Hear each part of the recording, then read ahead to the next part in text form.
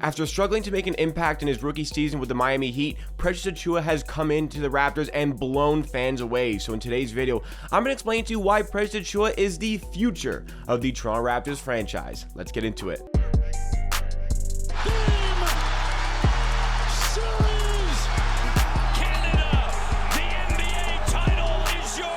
What's going on, NBA and Raptors fans? It's Jacob here, back with AmateurHour Sports for another Toronto Raptors YouTube video. If you want the greatest coverage and analysis on the latest Toronto Raptors news all throughout the offseason, then you need to be subscribed to AmateurHour Sports. You can help us on a road to 9,000 subscribers. We're so close to 9,000, and in return, you get all of those great videos consistently 3 to 4 times a week. But let's get into our content for today. We're talking about Precious Achiuwa. Today's video is all about Precious Achiuwa because I have been such a fan of this player for a good amount of time now, and even more of a fan after watching him blossom with the Toronto Raptors, especially in the second half of the season. Today's video, we're going to cover what we were expecting from him in the previous offseason, what he's done to change his game, and then what Precious Achiuwa might look like in the future. Such an exciting thing to think about, oh my goodness. But last offseason, the Raptors, we were very sad to see Kyle Lowry go. We understood that it was bound to happen. He went to the Miami Heat, but cushioning a lot of that blow of losing Kyle Lowry was Precious Achiuwa coming into the team. Now, we didn't fully understand what he would bring to the team because of how misutilized he was in Miami. One of the most popular videos on this channel was my breakdown of Precious Achiuwa's game in that offseason, not a long time after we ended up getting him from the Heat and after watching him in the Summer League, and I was completely bought into the player. I discussed how misutilized he was by the Miami Heat, and I also discussed the Miami Heat were going to regret trading him away. Now, I understand why they made the trade. They're looking to win an NBA championship this season, and I think they're on pace to moving on to the conference finals at this point, at the time of recording this video. Don't know if they're good enough to beat either the Bucks or Celtics, but regardless, they boosted their ceiling for the season by making the trade to bring in Kyle Lowry. I completely understand that, but I think in a few years' time, they're really going to be upset with themselves for letting Precious Achiuwa go so easily. They misutilized him. I think that's the biggest thing, and I think that's the biggest reason why they were so willing to part ways with Achiuwa. Precious Achiuwa this season, many people have been shocked at how good he's been from a three-point shooting standpoint, and though he's been better than I expected, I always knew Precious Achiuwa was a good shooter. The thing about this player is Miami just so misutilized him. They brought in Precious Achiuwa with the 20th overall pick in the 2020 NBA entry draft, and this was a guy that was on Masai Ujiri and Bobby Webster's draft board. If he fell to 29, that's the player that we were going to select, but he got taken a little bit earlier. And they brought in Precious Achiuwa, somebody who displayed really good shooting ability in college. As far as that goes for a power forward slash center, that's something you can absolutely work with. But the Miami Heat decided to bring in Achiuwa and essentially only use him in the non-Bam minutes and essentially just make him play exactly like Bam Adebayo. Precious Achiuwa is a very different player to Bam Adebayo. Defensively, they bring a lot of the same strengths, the ability to go play on the perimeter on defense. I think that Bam Adebayo is a better interior defender. I think Precious Achiuwa is a better perimeter defender, but nonetheless, similar players defensively. Offensively is where their game is a little bit different because Precious Achiuwa has showcased that he can clearly create his own shot on some occasions. Not his own jump shot, but he can get to the rim, taking players off the dribble, and more importantly, he can shoot the three ball. But with the Miami Heat, he took one three-pointer the entire season. Like, Miami completely limited what this player could do. The Raptors recognized his potential. That is the player they wanted to bring in, and that is the player they have molded. So even though, we can maybe give a little bit of credit to the coaching staff for getting Precious Achiuwa's three-point game to such a degree this season, to shoot 36% from three at such a young age, Precious Achiuwa has always been that guy who can shoot. Miami misutilized him. And now with this current Miami Heat team, understandably, Bam Adebayo, he's near all-star level, one of the best defenders in the league. I completely understand that, but it comes to his offense, I think there are certain things that Precious Achiuwa does much better than him.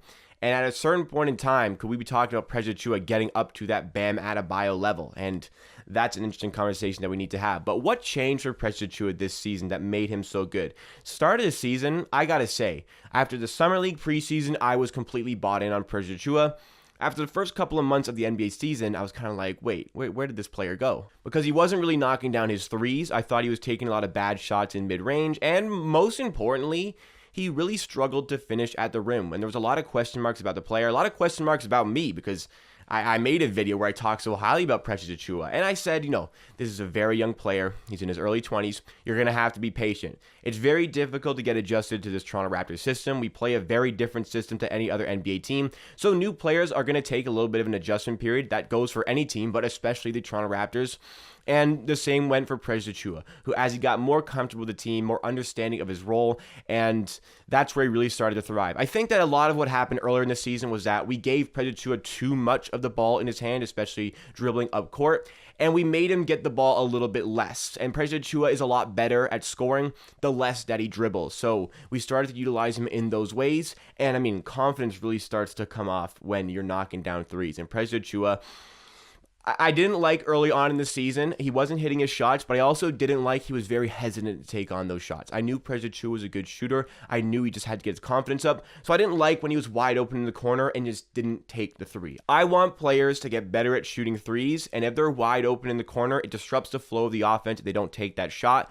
So unless you're somebody who just absolutely cannot shoot threes, which I don't think there's anybody on the Toronto Raptors roster that fits into that category, unless you're just completing that category, if you're wide open, you're taking that shot. As Precious Achiuwa started to shoot more and more of those shots, he was starting to knock down more and more of those shots. So despite the fact that earlier on in the season, I mean, his field goal percentage was probably under 40%, and for a big, that is abysmal. He started to mount it up. The three-point percentage got up to 36%. The field goal percentage, admittedly, could be better. It's only about 44%, but I think that will start to come a little bit better next season. And as Precious Achiuwa got better and better throughout the season, we saw more and more about what his possible potential is going to be. 9 points, about 6 rebounds. That's pretty good. That's a lot to build on for next season. And I think if you really focus on the pockets near the end of the season, Precious Achiuwa was absolutely on fire and a key part of this Raptors team.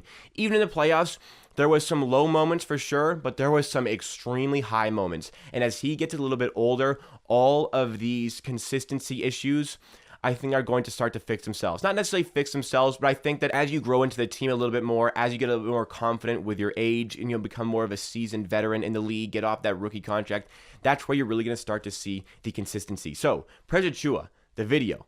The future of the Raptors is Precious Achiuwa. Now, I'm not suggesting that Precious Achiuwa is going to be the best player on this team. As far as the future of the franchise, that's Scottie Barnes. That's the centerpiece that you're going to build around in the future. I think 99% of us can agree with that. I mean, the 1%, I mean, I don't know who you are and why you don't think that's the case. But as far as Precious Achiuwa goes, this is like the physical embodiment of what the team is trying to build right now. This positionless game, he can play as a center, he can play as the power forward. Listen, if we have two bigs on the floor, hell, Precious Achiuwa sometimes can even play as a small forward. Don't really condone that, but hey, I can see it happening. I can absolutely see it happening. You know, the lineup where Boucher and Birch are on, Precious Achiuwa getting more of that 3 role, I don't think that's the worst thing in the world. But nonetheless, I would like him more as the 5. I don't mind him sliding to the 4, and I like how he has the ability to do that, especially now that he can space the floor a little bit better. But his ability to move up and down the court at such a great rate, such an athletic rate, is awesome. Defensively, he's already really good. I mean, going toe-to-toe with Joel Embiid on a consistent level, doing a decent job against him as well,